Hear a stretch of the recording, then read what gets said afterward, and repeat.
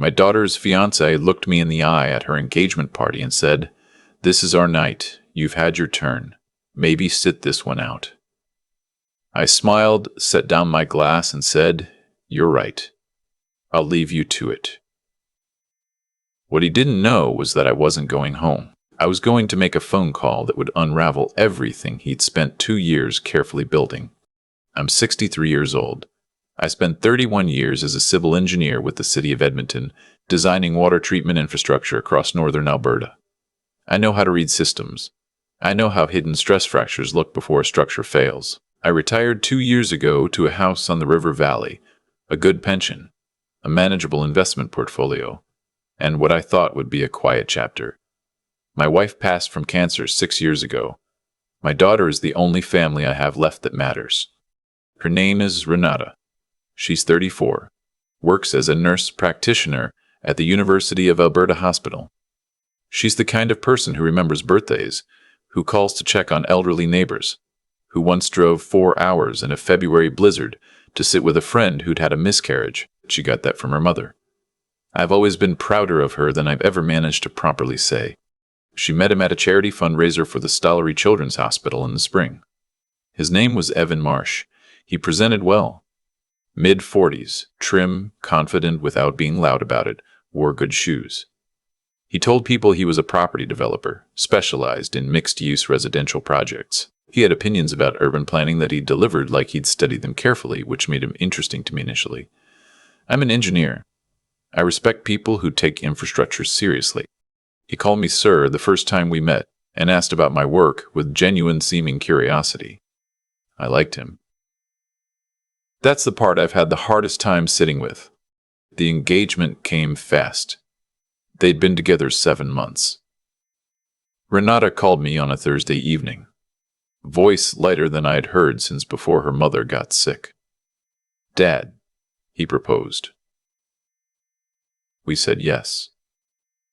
I felt something in my chest that I told myself was pure happiness. Looking back, there was already a splinter of unease in there, too small to name.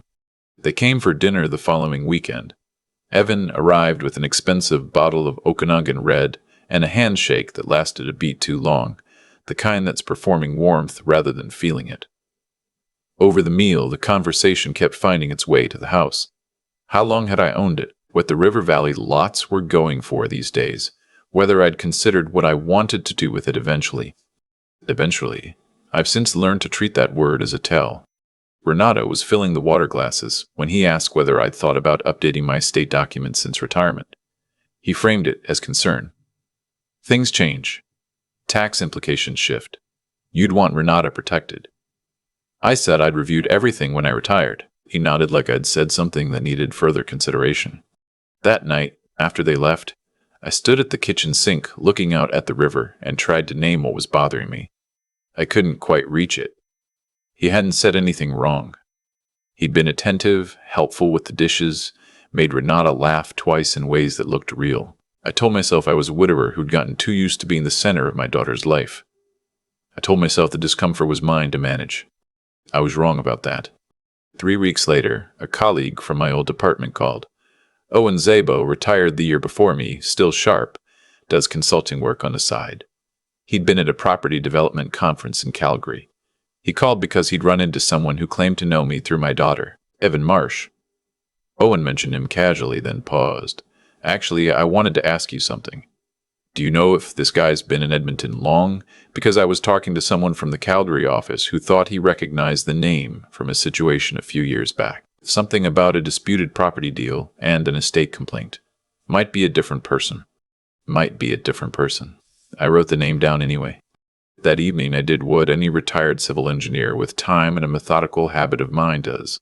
When he has a question he can't answer, I started building a file. The public records search took most of a weekend. Evan Marsh had a registered business in Alberta, incorporated 3 years ago. Before that, a different numbered company in British Columbia dissolved. Before that, a brief registration in Ontario. None of that was unusual for a developer who moved around. What was unusual was how thin the trail was. No completed projects I could find on record. No building permits issued under his name. A company website with professional photographs of buildings that reverse image searches told me were stock photos. I sat with that for a day before I called a private investigator. I found her through a referral from a lawyer friend, a woman named Patricia who'd handled my wife's estate. Patricia said if I needed someone discreet and thorough in Edmonton, to call a woman named Gail Fortier. I called Gail the next morning. She was direct in the way that people are when they've spent years doing a job that requires them to skip pleasantries. I explained the situation in 15 minutes. She asked 2 questions. How certain was I that my concern was legitimate rather than personal? And what outcome was I prepared for if I was right? I told her I was an engineer, which is my way of saying I follow evidence wherever it leads. She quoted me her rate, $220 an hour plus expenses, and said she'd need 2 weeks minimum for anything reliable. I said, take whatever time you need. The following weeks were the hardest kind of normal to maintain. Renata and Evan had set a date. A September wedding at a ceremony venue in the Nisku area, south of Edmonton. Venue booked, caterer shortlisted, dress appointments underway. The momentum of it felt deliberate, like someone had calculated the right speed to make stopping it feel impossible. I had dinner with them 3 more times during those weeks. Each time, Evan found a way to return to the subject of my finances. Once it was life insurance, whether I'd structured the beneficiaries properly since retirement. Once it was the house again, a gentle suggestion that a riverfront property in my name was sitting on appreciated value that could be working harder. Once, and this was the one that crossed a line I felt immediately. He mentioned a financial advisor he trusted, someone who'd helped him help an elderly client restructure their estate ahead of a family transition. Elderly client. I was 63. He said it with a straight face. I recorded that conversation. Alberta is a one-party consent province. I'd confirmed this with Patricia before I'd even called Gail. I used a small digital recorder in my shirt pocket. The audio quality was clear enough. Gail called me on a Wednesday afternoon with her preliminary findings. She wanted to meet in person rather than discuss it over the phone. We met at a coffee shop near Jasper Avenue. She brought a folder. I brought patience. Her research had found 2 previous relationships with similar patterns. The first was a woman in Kelowna, British Columbia. A retired school administrator, 61 at the time, recently widowed. She'd met Evan, then using a slightly different professional description, at a community event. They dated for 8 months. An engagement had been discussed. She'd consulted a financial advisor he'd recommended, transferred a portion of her investments into a jointly advised account, and then the relationship had ended abruptly after property transfer that she later contested. The legal dispute had been settled privately, and she'd signed a non-disclosure agreement. Gail had reached her through a mutual contact rather than directly, and the woman had confirmed enough without confirming anything on record. The second was less documented, but pointed in the same direction. A man in his late 60s in Saskatoon, whose adult children had filed a formal complaint with Saskatchewan's financial advisor's regulatory body about an advisor Evan had referred their father to. The complaint had been dismissed for insufficient evidence. But the pattern of the referral, the timing relative to a relationship, was identical. Gail laid the folder on the table between us. He's patient, she said. He picks people who are isolated or recently isolated, financially stable, past the stage where they'd consult widely before making decisions. He doesn't take anything dramatically. He positions himself near the accounts and lets attrition do the work. I asked if she could keep going, find more. She nodded. There's a financial advisor here in Edmonton he refers to repeatedly. Same name comes up across all 3 situations I've found. I want to look at that person more carefully. She paused. How soon is the wedding? 4 months, I told her. Don't show your daughter anything yet, Gail said. Partial information gives him a chance to explain it away. You want the complete picture. I drove home and sat in my study for a long time. On my desk was a photograph of Renata at her convocation. The one where she's mid-laugh at something off camera. Mortarboard slightly crooked. Her mother had taken that photo. I thought about what my wife would have done with this information. She'd been more direct than me, quicker to confront.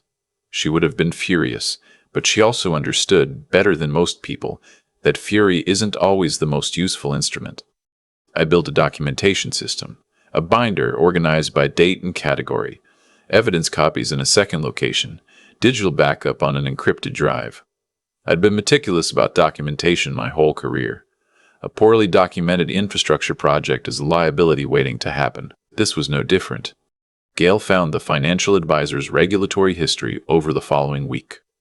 2 prior complaints under a previous registration, both dismissed, both citing insufficient evidence.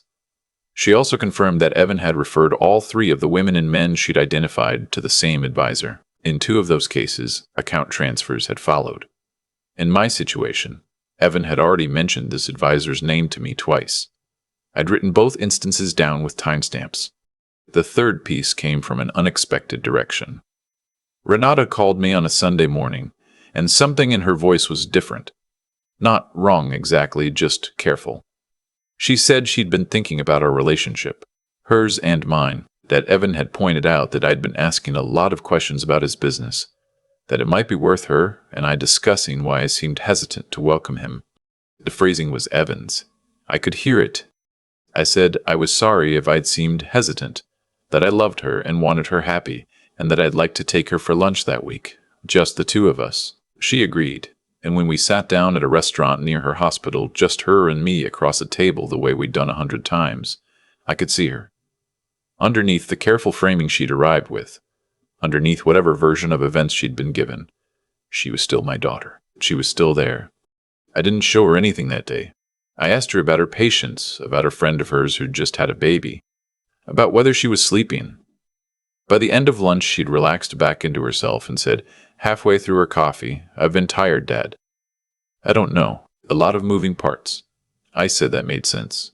I said September would be here fast. She looked at me for a second and said, "You're okay with it, right? The wedding." I told her I wanted her to be happy. That was true. It still is.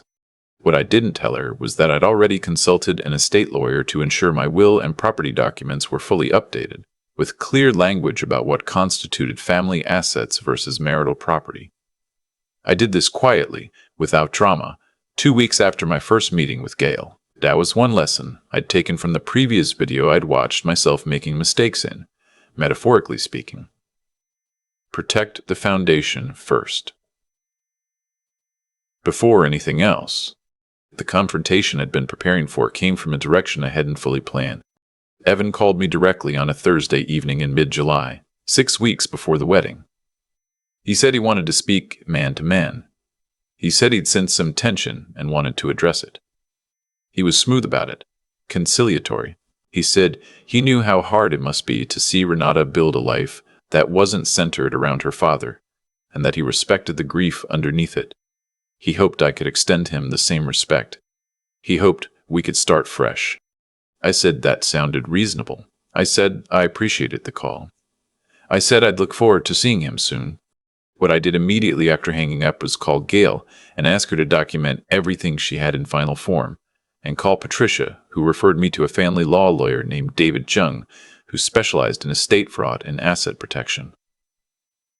I met with David the following Tuesday. He reviewed Gail's complete file, the recorded conversations, the regulatory research, the pattern documentation, and the testimony summary from the Kelowna contact. He told me that while a criminal case would require the police and a complainant willing to go on record, what I had was more than sufficient to void any prenuptial or marital property claim on grounds of fraudulent misrepresentation, should the marriage proceed and a dispute arise. He also said carefully that if I was going to confront this directly, the timing and setting mattered enormously. I asked him when. He said, when she's the most exposed and he's the most confident, when the structure he's built looks most complete to him. The wedding was 3 weeks away.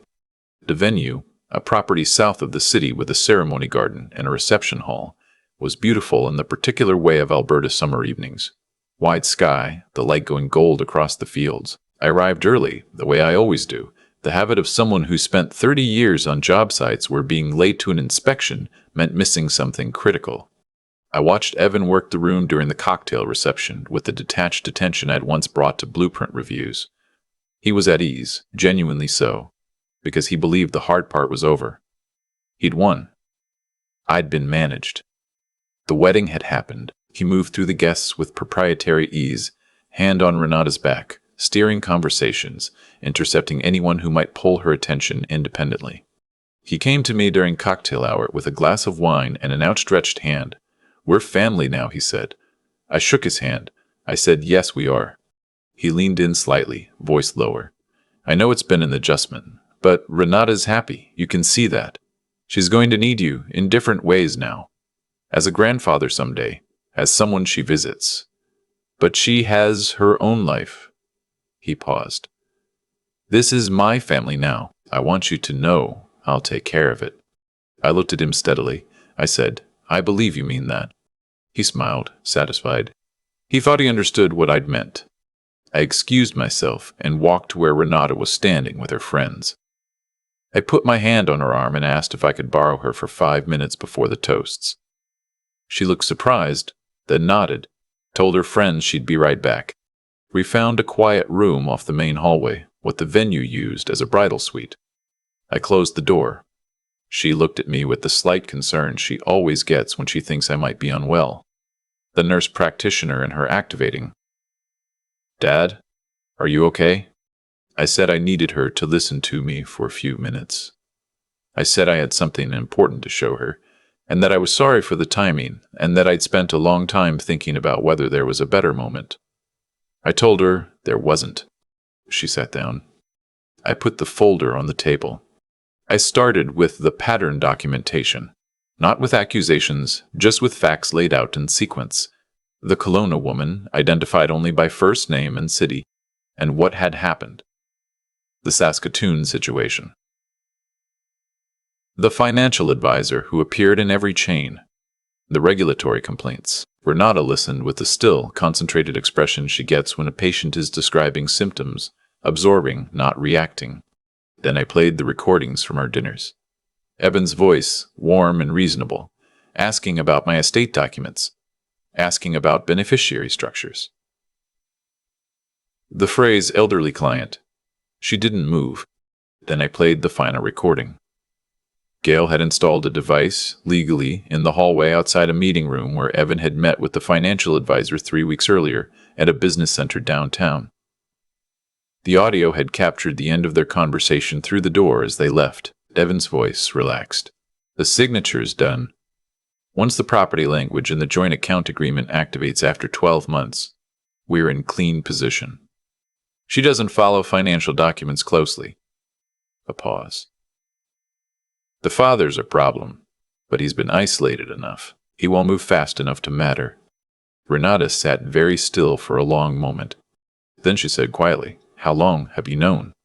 I told her all of it, the timeline, what Gail had found, what I'd done about the estate documents, what David had advised. I told her that I tried to protect her without taking anything away from her, that the decision about what to do was hers, that I'd brought her the truth, and it was her life to make choices in. She looked at the folder. She looked at her hands. She was wearing her wedding ring, which she put on 2 hours earlier.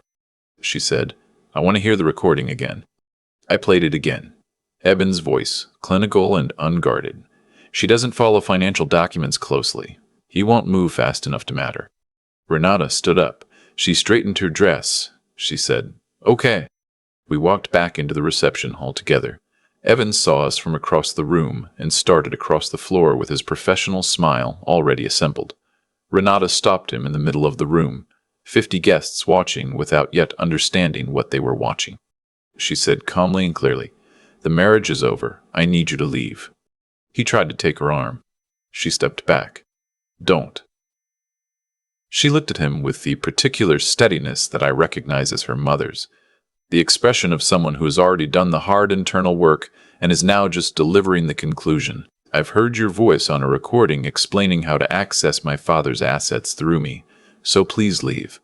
The room went quiet the way rooms do when something real is happening instead of something performed. Evan looked at me. Something moved across his face that had nothing to do with the version of him I've been watching for 9 months. He said, "You have no idea what you've done." I said, "I think I do." He left. A friend of Renata's followed him out to ensure he collected his things and departed the property. 2 of her colleagues from the hospital stayed close to her for the rest of the evening, which did not end, but simply changed into something different, quieter, more honest. That night, after the venue had emptied and we were driving back toward the city, Renata sat in the passenger seat the way she used to as a teenager, one foot tucked under her, looking at the highway. She said, "I saw things.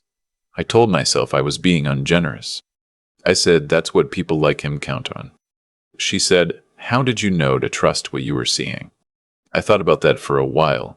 I said, "I've spent 30 years assessing things that are supposed to hold weight. You learn to respect when something feels structurally wrong, even before you can name exactly what it is." She was quiet for a while after that. Then she said, "I'm sorry I didn't listen when you were trying to tell me." I told her I hadn't been trying to tell her. I'd been trying to build a case. There's a difference. Telling her without evidence would have put her in the position of choosing between two people she trusted, and that wasn't fair to her. The only fair thing was to bring her the complete picture and let her choose for herself. She said that sounded like something Mom would have figured out. I said I'd had a lot of time to think since her mother passed. The legal process that followed was not simple, but it was clean. David filed a formal complaint with the Alberta Securities Commission regarding the financial advisor. Gail's documentation, combined with records David obtained through the regulatory process, built a picture significant enough that the advisor's registration was suspended pending investigation. A separate complaint was filed with Edmonton Police regarding Evan's conduct, citing the pattern evidence and the recordings. Gail located the Kelowna woman who, knowing this time there was a stronger case and a second complainant willing to go on record, agreed to provide a statement. Evan retained a lawyer. His lawyer made noises about defamation and invasion of privacy. David sent them Gail's licensing documentation and the Alberta one-party consent law citation and a summary of the regulatory complaints already filed, and the noises stopped. 6 months later, the financial advisor accepted a consent order that included a prohibition on registering in the securities industry in Canada for 10 years. Evan Marsh was charged with fraud under the Criminal Code of Canada. The case moved slowly, the way criminal cases do. But it moved. Renata went back to work the week after the wedding that wasn't. She took some time off in October, drove out west to stay with a friend in the Okanagan for a few weeks, came back steadier. We resumed our Sunday dinners. First few were quiet. That was fine. Quiet was honest. One Sunday in November, she arrived with groceries and made her mother's tortilla from memory, which she'd never attempted before. We ate at the kitchen table, and she said, somewhere around the second helping, "I keep thinking about what I missed. The signs." I said that was useful to think about up to a point. She said, "Past the point, what do you do with it?" I said you build something better with the information. You don't carry it as weight. You carry it as calibration. She considered that. Then she said, "You're going to be insufferable about being right." I said I had absolutely no intention of ever mentioning it again. She looked at me. "Dad." I said, "Maybe once a year, Christmas, very briefly." She laughed. It was the first full laugh I'd heard from her since before all of this, and it sounded like her, exactly like her. The same laugh I've been listening to for 34 years. Some structures are worth the work it takes to protect them. The ones that matter most usually are. I still think about the moment Renata asked me how I knew to trust what I was seeing. We were driving back toward Edmonton in the dark, the highway flat and straight, the way it gets south of the city, and I didn't have a clean answer ready. I've been turning it over since. What I keep coming back to is this. Evan didn't fail because he was caught.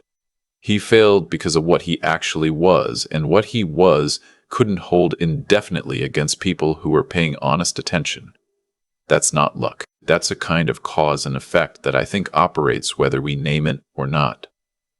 The choices he made, calculating, patient, predatory, built something that looked solid from the outside but had no real foundation. It was always going to come apart. The only variable was when, and whether Renata would be inside it when it did. I spent 31 years assessing infrastructure. The lesson that transfers most directly to the rest of life is that a structure's integrity isn't determined by how it looks under ideal conditions. It's determined by what it does under stress. Evan's version of himself held up fine over dinners and engagement parties. The moment there was genuine pressure, the real recording, the regulatory history, the pattern from Kelowna, everything underneath showed through immediately. There was nothing there. There never had been. What protected Renata wasn't anything dramatic. It was three quieter things working together over time. The first was that she had enough of her own moral sense to feel, even if she couldn't name it, that something was off. She told me later she'd noticed inconsistencies she'd explained away. That instinct, the willingness to take your own discomfort seriously rather than dismiss it as ungenerous, that's a form of integrity that matters more than people give it credit for. It doesn't announce itself. It just keeps sending signals until someone finally listens. The second was that I did the work. Not dramatically, not confrontationally. I built a file, consulted the right people, protected the estate documents quietly before any confrontation happened, and waited until the evidence was complete, rather than arriving with fragments she could be talked out of. Clear thinking under the kind of stress that wants to make you act too fast. That discipline is something I had to choose deliberately, every day of those 4 months. It didn't come naturally. I wanted to drive to her apartment and show her everything the day I got Gail's first report. I didn't, because I understood that a partial case wasn't a case. Thinking clearly when the stakes are personal is harder than any technical problem I solved at the city. But it's learnable. The third was that Renata, when the moment came, chose truth over comfort. That took something real.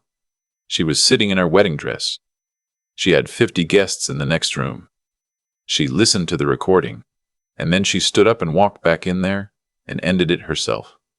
I didn't end it. She did. I just made sure she had what she needed to see clearly when it counted. She's doing well now. Steadier than I expected, honestly. She said something at dinner a few weeks ago that I've thought about since. She said she's less afraid of being wrong now than she was before all this, because she knows she can sit with hard information and still make a decision. That's not a small thing.